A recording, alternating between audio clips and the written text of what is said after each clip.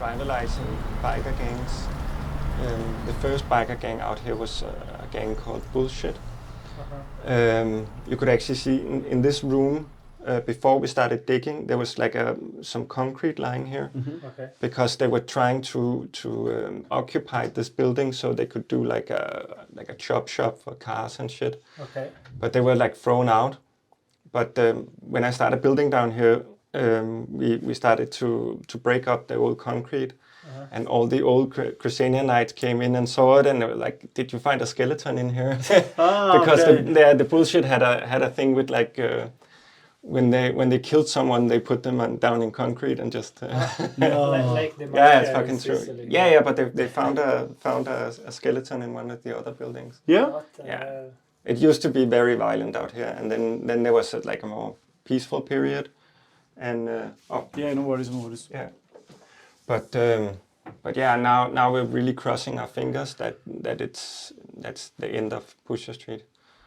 It could be really nice. It's crazy. Yeah. Not too crazy.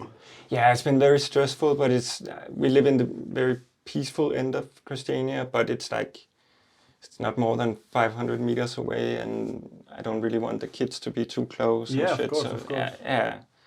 So yeah, because when someone told us about this place, they say that it was super dangerous. You cannot go in, you know. Yeah, 2 weeks ago it would be, and fuck, I was ashamed that tourists should see the place. Down there is like shitty hash, shitty people. Also 2 weeks ago. Yeah, 2 weeks ago they were still selling. Yeah. Yeah, it was not this Saturday, but the Saturday before that. Okay. There was a big media happening down there where we basically invited the rest of Denmark to come and break up the street. So it's it's a very fresh. Yeah, it's a pretty historic period, but it's been a struggle that's been going on for the last 3 years with like tons of meetings with the pushers and small steps at a time, and yeah, it's. But the community had some change after that, because you know when there is something like this, a lot of money came inside. Yeah, but that's been the main problem is that we basically have this consensus thing out here. So if we're gonna agree anything on Christiania, we basically all of us have to agree on it. And since a lot of people were involved in it down there, either they earned a lot of money or they owed a lot of money. It was kind of hard to to agree course. on.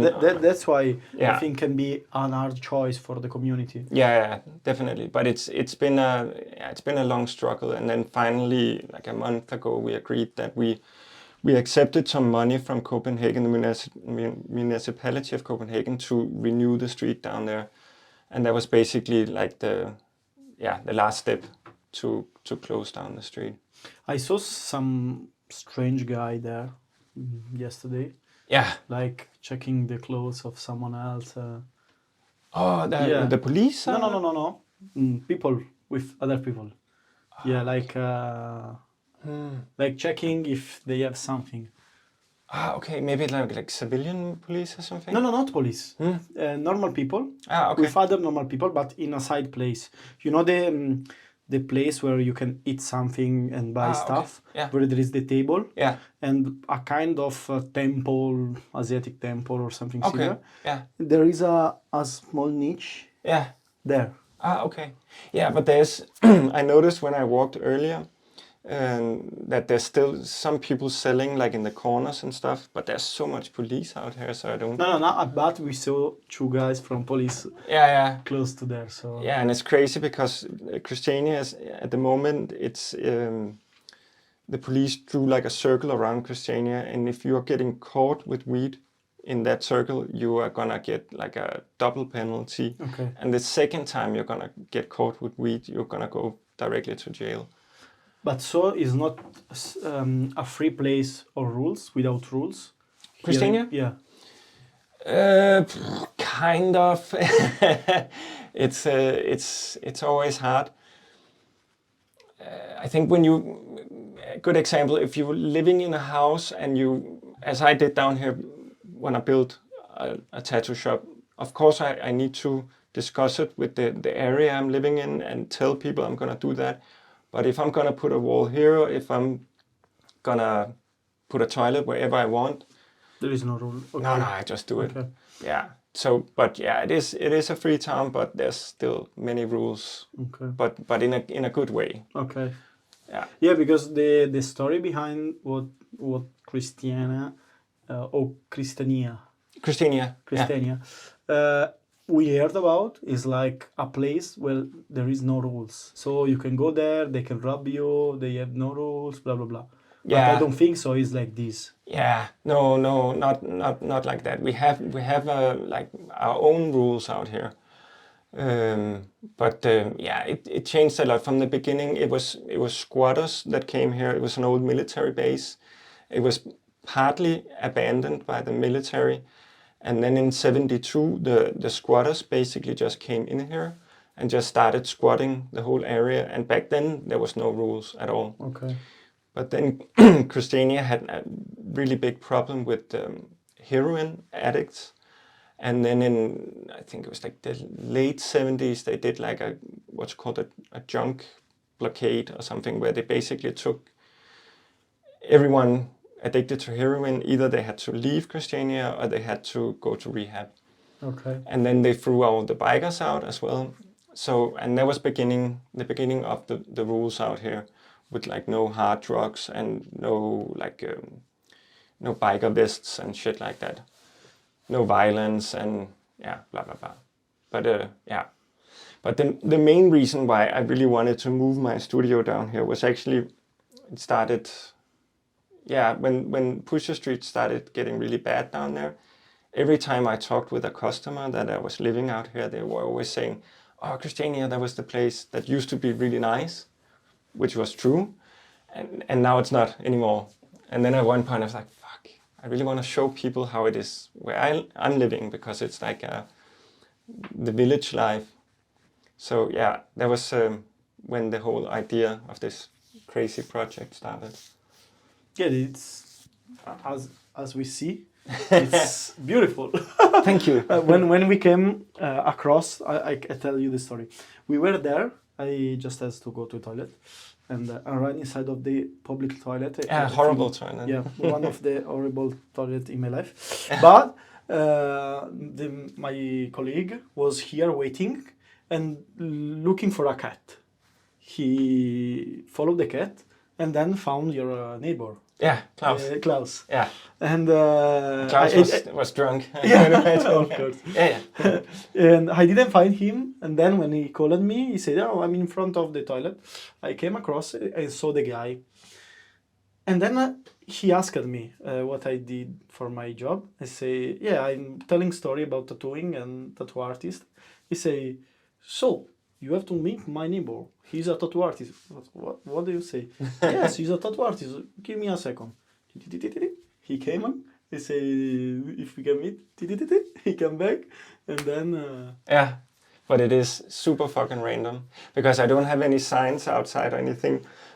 I don't really do walk-ins. It's it is kind of like a private studio. And the reason why I don't have a sign outside is because I could imagine I'm gonna be people come walking through the door 20, 30 times a day. It's gonna be very distractful. But yeah. Yeah, maybe you can use like a temporary. When you want to work more, you put it. Yeah, yeah. But luckily, I'm always booked at least 1-2 months ahead. So okay, no yeah, worries. so. But I'm thinking about maybe in the future I'm gonna take a day out once in a while and do like a walk-ins welcome. And you see all the flashers. Is yours? Yeah. All of them? Yeah, except the one in the middle. That's Derek Noble. Okay. But yeah, all of them are. Also some of them down here. This is not mine. But yeah, all of them are mine, and I actually don't have them all hanging. Yeah, it's what is the difference between private shop and walk-ins? Is that people that walking around, they wanna have something on their skin that remember that moment, Yeah. Because some of them they come across and they don't care. other parts of them, they see here like their dreaming place. Yeah. And they cannot stay, because it's not the same place in every part of the world. So taking a tattoo from here can be super important for them. True. But of course, it's different doing walk-ins than tattooing. Yeah. But it's I used to work at the first shop I was working in was like a real walk-in shop. It was very close to the town square, what's called Rådhuspladsen. So we had walk-ins constantly. It was super fun, and I think it's a very important part of being a tattoo artist that you actually try that, because you never know what's coming in through the door. So the stuff that I started learning was actually like traditional tattooing, and then all the new school realism and all that stuff that came later on. But back then it was just basically important to be able to do what's coming through the door. And I kind of missed that period, actually, to be quite honest. So I'm not through with that yet. Yeah, it's a kind of tattoo where you have less to think. Yeah, and it kind of had like the rock and roll vibe. Because where you don't know what happened. Yeah, because right now it's not super rock and roll. I prepped my station for tomorrow, which is fucking... Who does that? And I prepped all my drawing work for the next month and shit. So, but it's like I'm a dad now, so I don't have to be cool anymore. So it's very nice. Maybe one day, if you have a daughter or son. Both. Okay. 2 kids. Maybe one of them want to be. They're more than welcome. Yeah. Just in case you can take walk-ins from them. Yes. Yeah. My plan is to begin with, when they get a little older, they will start doing the cleaning down here. And then we'll take it slowly. Step by step. Yeah, can be this is the first shop in Christiania. There was one, a guy called Suki, really good. He does traditional, but it was more like a temporary place. It was like a rented room where he had a tattoo shop. He has a shop in inner city now called Simon and Suki's World Famous. Which is a really good shop. But I can't remember how long he had it, only some years. So I would mean that this is the first real tattoo shop at Christiania. Crazy. Yeah, it is. Can we see the yeah, station? Yeah, of course. Yeah, and it's super hard to get square meters out here, so everything is super small. But another thing is that in Denmark now is a must to have don't have the shoes in the shop. Yeah, it's not a rule, but we have like a tattoo law in Denmark, and there's like a institute coming and checking if you're doing things right. But it's not a law that you can have shoes. They just recommend it. Okay.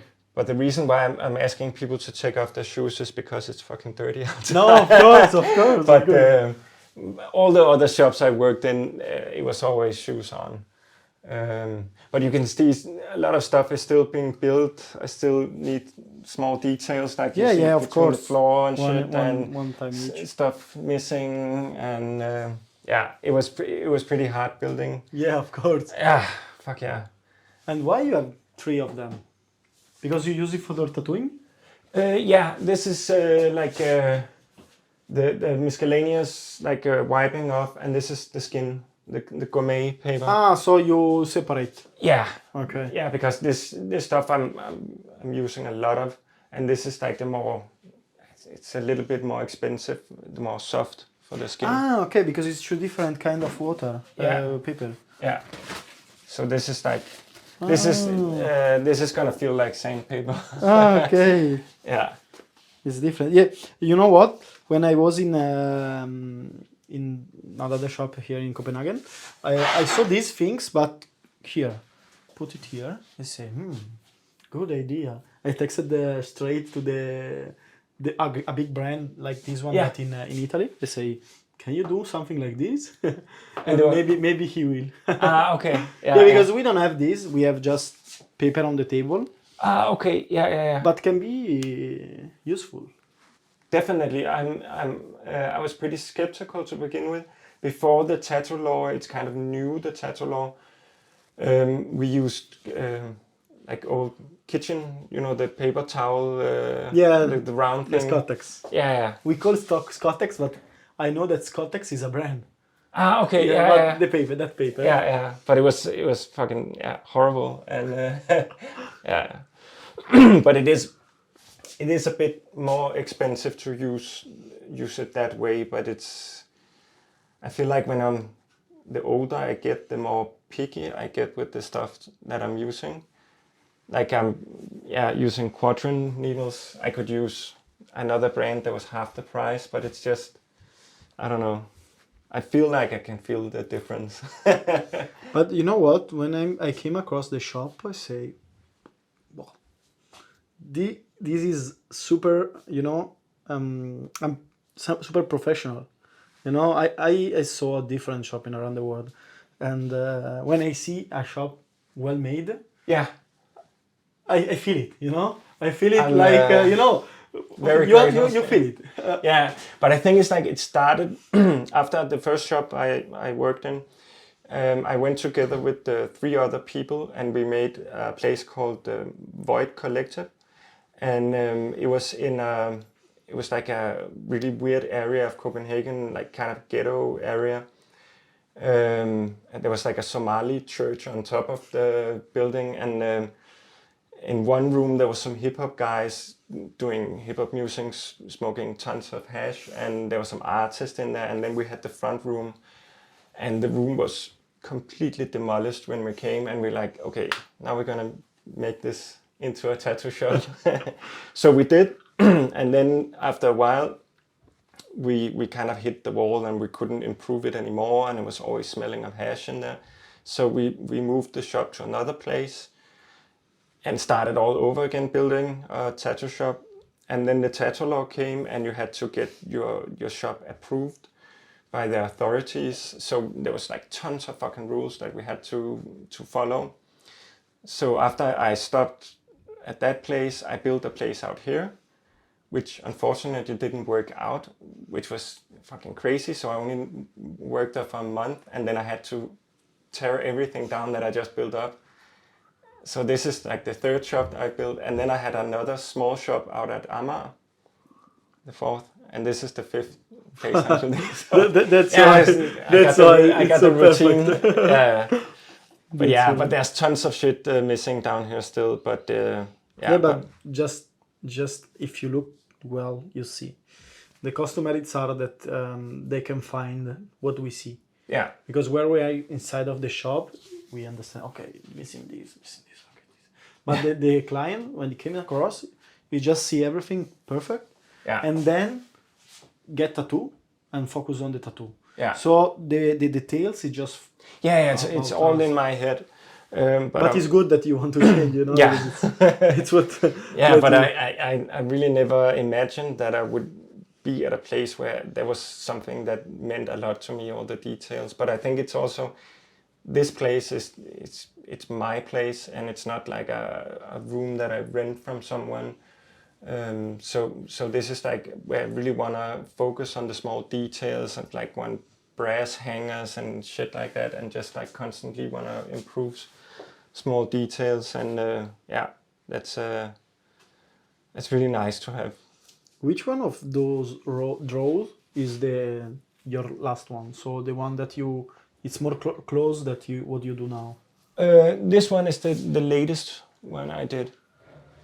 And all the ones, for some odd reason, I thought that if I placed all the new ones over there, people would look. Yeah, of course. Yeah, but because they were lying. Yeah. But most people are looking over there. Okay. But maybe you know why? Because there is no light.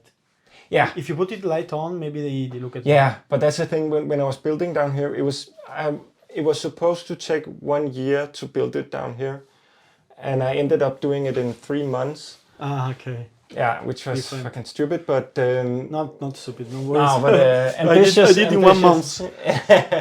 But it was like, so I didn't think about the lighting because they should have been here. Okay. Not here, but yeah. Yeah, but you can put it here because it's Yeah, but actually I tried with this one. Okay. It's pretty good actually. So you have like a contra light. Oh. Yeah. Where do you buy this? I bought it at Nordic Tattoo Supply. This Finnish. I like it. Yeah, and this is the same. So I have like 2 light sources, which is really nice. And I have no idea why it took me 10 years to figure that out. But it did. But yeah, it's all the new ones. I like this. It's a kind of neo-traditional black work. Yeah. A mix from those style. Yeah. With some Japanese... and also a little bit of new school. I think it's like... also the cartoon a bit, but I like it, Cool, thank you. I never really tried to pursue a certain style. I always just tried to try new stuff all the time. With what you draw? What's that? You draw with what? With aquarelle? These are actually Copic markers. It's the architectural pens. It's like pigmented ink, and I do that basically because I have a very limited time to do the flashes with 2 kids. So it's every now and then when I have a half an hour, I just go up and paint. So I have like the Copic markers. It's like a whole shading series from. They have like 10 different nuances, where some of this stuff is made with ink, and all that. But the ink painting is like, then I need more time. Yeah, the brushes and the clean water and shit I have to set up every time, and I can't just start and stop all the time. I would mean that some traditional tattooers would not think it's very cool to draw with copies. Yeah, but I don't give a shit. Yeah, it's it's the same as the pen, It's just because a different media. It's That's why in the beginning no one say, oh, the pen is okay. No, they all ate it because it's a kind of vibrator. I don't know how you say, but now most of them they use it because they have problem of their hands. Oh yeah. So it's always depends about how many years you use it. I have it. Yeah. Yeah. The reason why I actually changed at my old studio, I used also the Bishop, but it's called the version 6, I think. And then I had a Dan Cuban DMC machine, so I basically switched between the two of them. But we also at the old studio we had an autoclave, so I could use the stainless steel grips, which was really nice.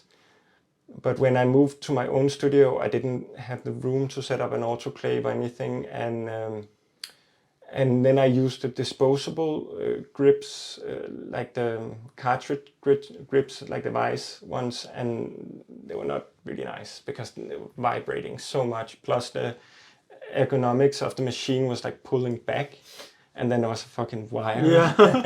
And then I bought the wand, and it's definitely the best machine I ever tried, with no comparison.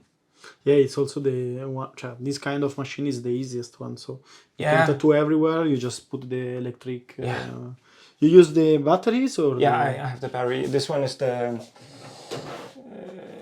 with that one. Yeah. So basically, just put it on top of it.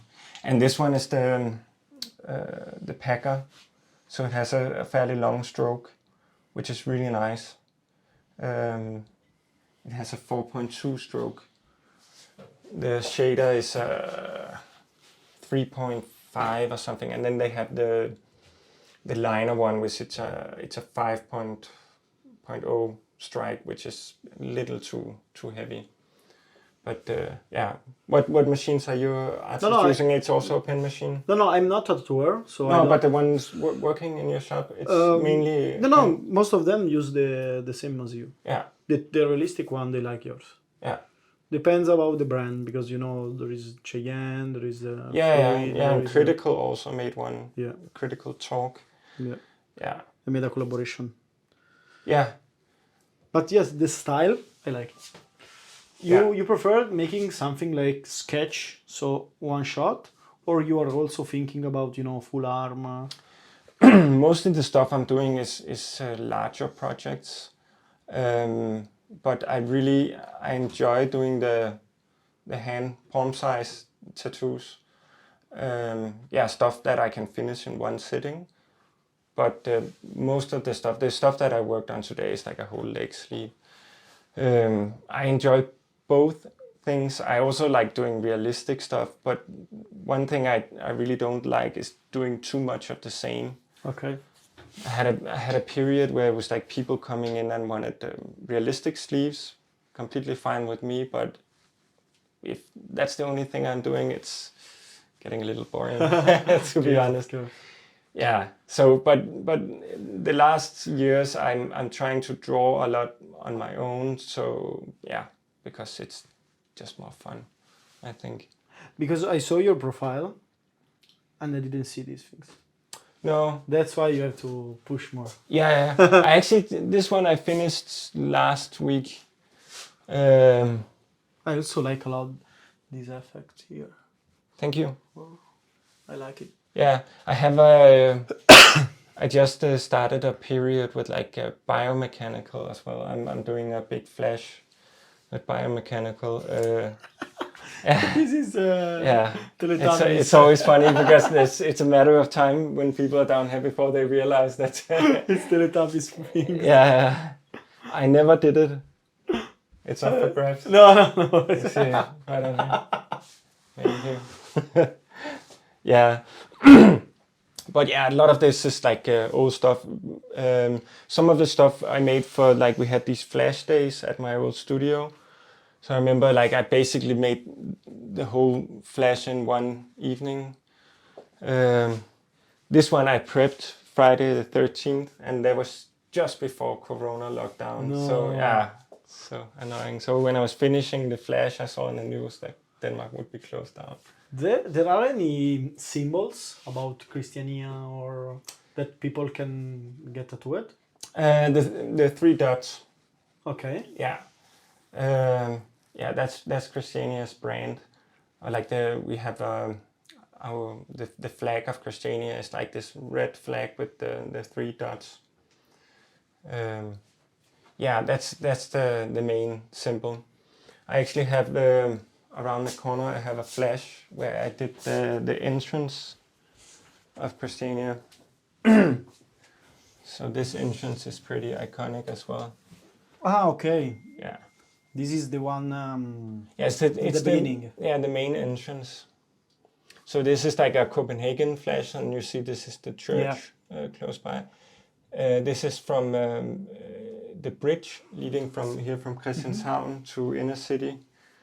And this is like one of the benches, like a Copenhagen bench. Okay. Yeah, kind of Chicano. Yeah. Yeah. Not Chicano, but yeah. Because I never know. I don't know everything. So every time I speak with a new artist, I learn something. Yeah. I did an interview with a guy from Mexico. Yeah. He's Chicano and make it Chicano. He explained me that this kind of drawing where you tell the story of a place. Is super Chicano. Oh yeah, yeah. That's what I really love about Chicano. It's like it's every tattoo is like a small story or like a scenery and shit. That's I really love that. You also see some of the like old school sailor tattoos also from Copenhagen. It's also kind of the same, but not as much. Where Chicano is like a whole back piece can be a whole fucking novel on someone. Yeah, do you want to see the before pictures? Yeah, of course. I can show. Yeah. Look at that.